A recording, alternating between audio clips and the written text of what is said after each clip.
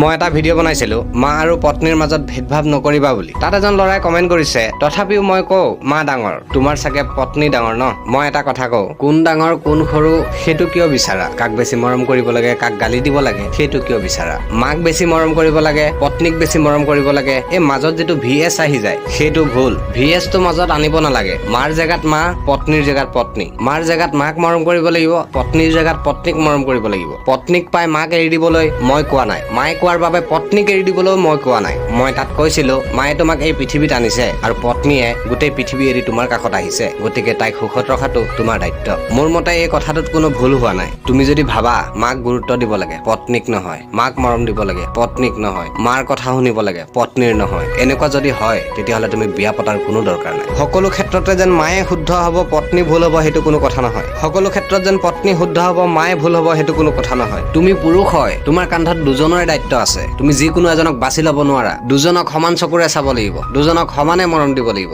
দুজনক সমানে বুজাব লাগিব। যদি তুমি তেনেকুৱা কৰিব নোৱাৰা তেতিয়াহ'লে বেয়া নাপাবা বন্ধু, তোমাৰ বিয়া পতাৰ কোনো দৰকাৰ নাই। বাকী যিসকলে কথাখিনিত একমত তেওঁলোকে কমেণ্ট এটা কৰি থৈ যাবা আৰু এনেকুৱা নতুন নতুন ভিডিঅ' পাবলৈ মোক ফ'ল' কৰি ল'বা। ধন্যবাদ।